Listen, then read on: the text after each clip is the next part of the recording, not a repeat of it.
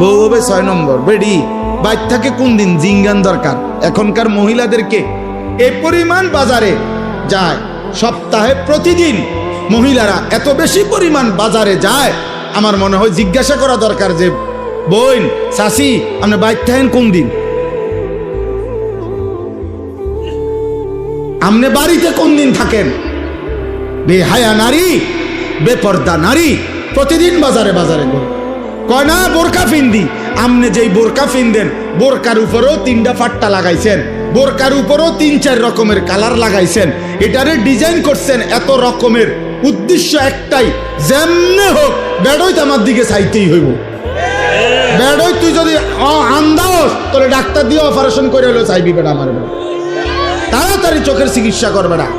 এত কষ্ট করিয়া 1 ঘন্টা লাগাইয়া পাউডার ডলছি, ফেয়ার এন্ড লাভলি ডললাম, মেকআপ ডললাম, এত রঙের কাপড় লাগাইলাম, এত জোড়া তালি দিলাম কাপড়ের মধ্যে, লাল কালার কদ্দুর, হলুদ কদ্দুর, বেগুনি কদ্দুর, মাথার উর্ফে একটা, আবার গোলাপ ফুল কদ্দুর, আবার এইটা কদ্দুর, এত কিছু মিলাইয়া উদ্দেশ্য কি?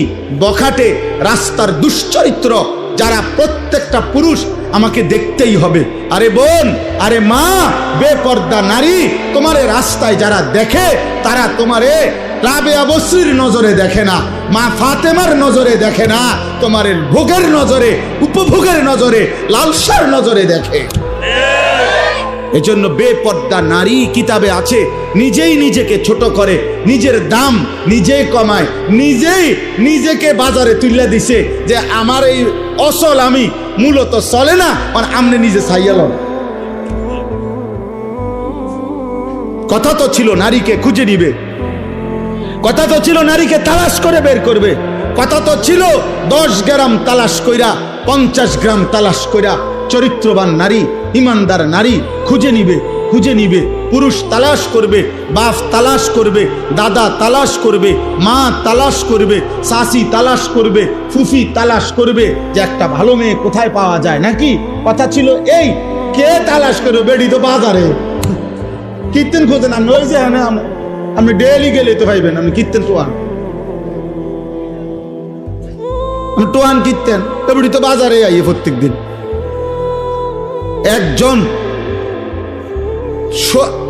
খুব, আমি সবাইরে বলছি না, এক ভাই আমার পরিষ্কার মনে আছে, উনি বলছিলেন আমারে, কয় হুজুর আমি 24 বছর না জানো 26 বছর বিদেশ কইরা উপজেলার রোডের উপরে 4 তলা বিল্ডিং করছি, আমার জীবনের সমস্ত কলজা পানি করা পয়সা দিয়া আমি একটা বিল্ডিং করে জীবনের তরে বাড়িতে চলে আসছিলাম, বউ বাচ্চা নিয়া, আর বিদেশ করব না, থাকমু।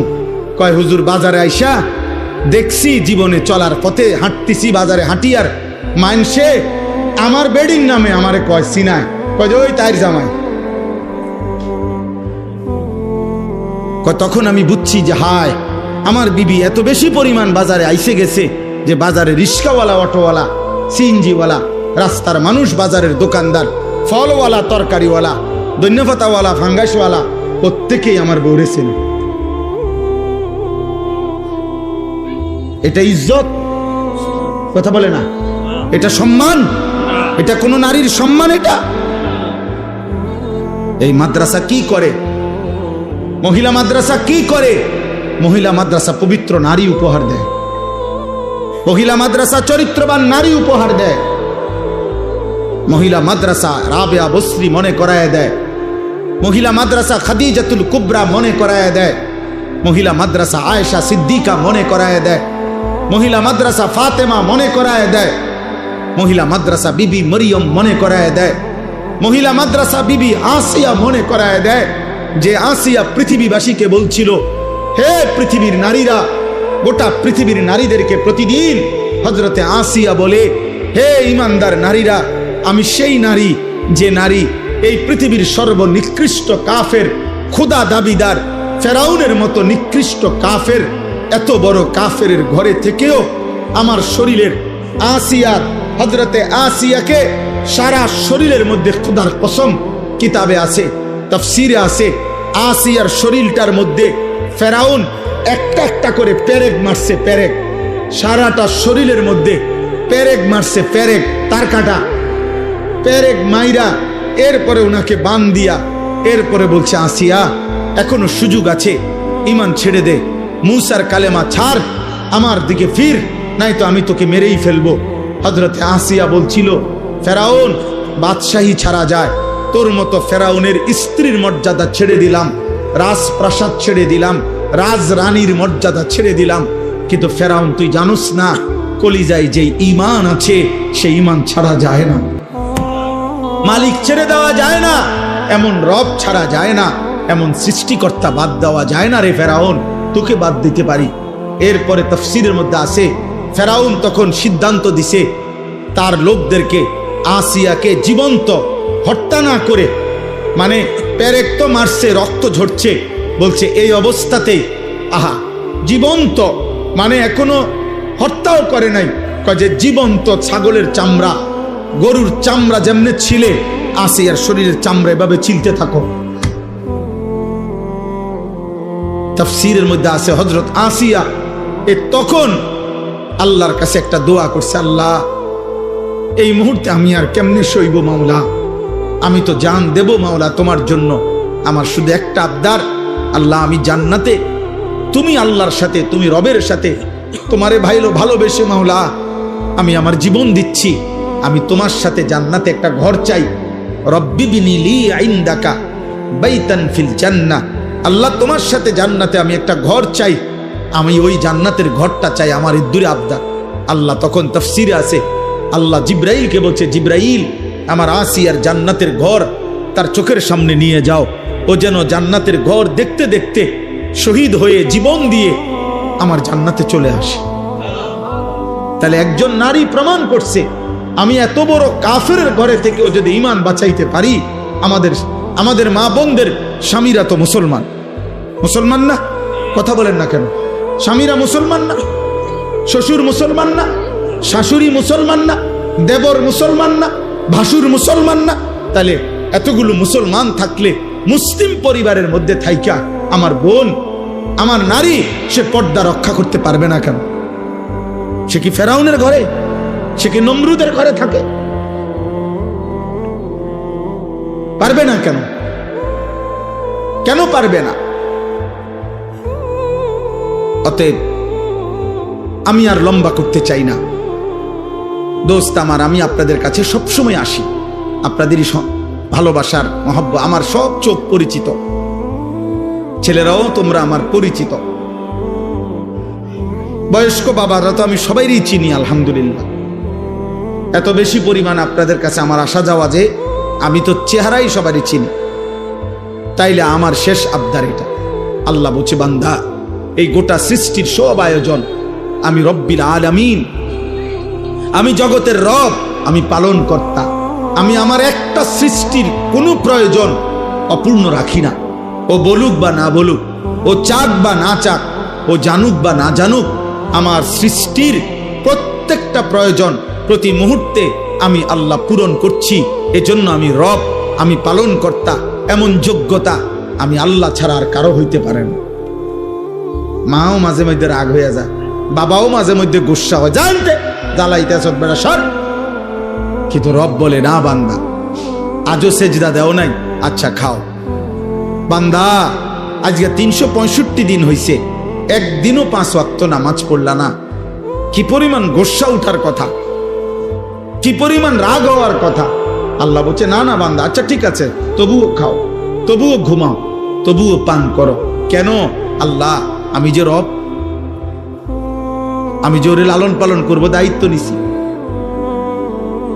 আমি জোরে বানাইছি, আমি যে আমার হাতে বানিয়েছি ওকে।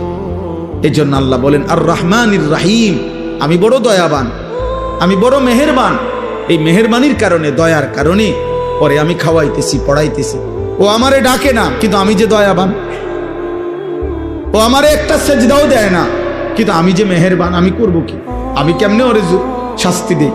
আমি আল্লাহ কেমনে ওর খানা বন্ধ করে দেই? আমি যদি ঘুম বন্ধ করে দেই, ও তো বাঁচবে না। ও আমি যদি তার পেশাবের সার্কুলেশন বন্ধ করে দেই, পেশাবটাও যদি ঠিক মতো বাহির না হয়, ও তো বাঁচবে না। ওর পায়খানা যদি একদিন আটকায়া থাকে, ও তো বাঁচবে না। ওর নিঃশ্বাস যদি 1 সেকেন্ড আটকায় থাকে, ও তো বাঁচবে না। আমি যে রহমান, আমি যে দয়ালু। তবে আল্লাহ বলে, বান্দা তবে শেষ তুমি ভেবেছ আমি শুধু দয়াই করে যাব? না রে বান্দা, আমার ব্যালেন্স আছে, আমার একটা ভারসাম্যতা আছে। আমি আল্লাহ আজ দুনিয়ায় মৃত্যু পর্যন্ত ওয়াদা দিছি, তোমার আমি লালন পালন করব, খাওয়াবো, পড়াবো, ডাকলেও না ডাকলেও, সেজদা দিলেও না দিলেও আমার গোলামি করো আর নাফরমানি করো। তবে মালিক ইয়াউমিদ্দিন, মনে রাখবা আমি কিন্তু বিচার দিবসের মালিক, আমি বাদশাহ, আমি রাজা ধীরাজ, আমি জব্বার, আমি কাহার। আজ দুনিয়ায় আমি যা দিয়েছি, খোদার কসম আল্লাহ বলছে বান্দা তার সব কিছুর চুল চেরা, বিন্দু বিন্দু, জাররা জাররা হিসাব আবার আখেরাতে আমি নেব। আমার একটা একটা নিঃশ্বাস, এক এক ঢোক পানি, এক একটা চোখের পলক, একটা একটা লোকমা আমি হিসাব নেব। মালিক ইয়াউমিদ্দিন, আমি কিন্তু হিসাব নেব, আমি বিচার দিবসের মালিক। ইয়াবাসুহুমুল্লাহু জামিআন, আল্লাহ বলেন আল্লাহই তোমাদেরকে কবর থেকে পুনরায় উঠাবেন। ফায়ুনাব্বিউহুম বিমা আমিলু, দুনিয়ার জীবনে যা করেছো সব তিনি জানাবেন। আহসাহুল্লাহু, আল্লাহ বলেন আমি আল্লাহ কিন্তু গুনে গুনে রেখেছি বান্দা। ওয়ানাসু, তোমরা ভুলে গেছো। আল্লাহর নবী একদিন হযরত ওমরকে বলছেন, ওমর রাদিয়াল্লাহু তাআলা আনহু নবীজির সামনে দুইটা খেজুর আর এক ঢোক পানি পান করছেন 3 দিন ক্ষুধার্ত থাকার পরে। আল্লাহর নবী বললেন, ওমর ওয়াল্লাহি লা তুসআলু আন হাযান নাঈম, আল্লাহর কসম ওমর, আখিরাতে হাসরের ময়দানে আল্লাহর নিকটে এই দুইটা খেজুর আর এই ঢোক পানির হিসাবও তোমাকে দিতে হবে। এক ঢোক পানির হিসাবও দিতে হবে।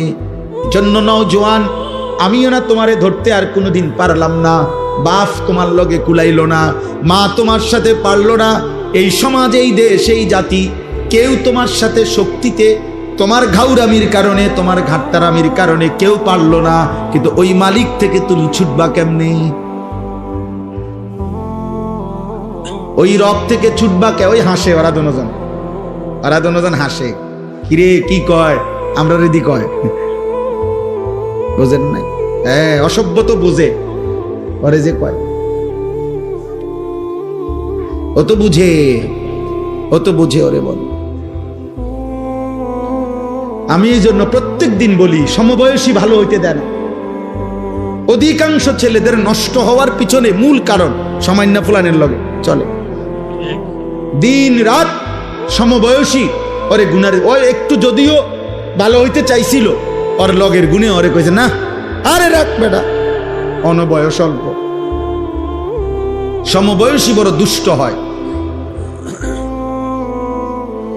এই জন্য সামান্যায়, শুধু সামান্যার লগে যদি চলো ভালো হবে, বড়র সাথে চলতে হবে, আল্লাহওয়ালার সাথে চলতে হবে, কোনো দিনদার মুত্তাকির কাছে মাঝে মধ্যে যাইতে হবে, নাহলে পারতা না। জোয়ান হোক বুড়া হোক, প্রত্যেক ব্যক্তি, একেবারে 90 বছরের বুড়া মিয়া চাচা আপনারে বল, আপনিও যদি একলা একলা চলেন পারতেন না।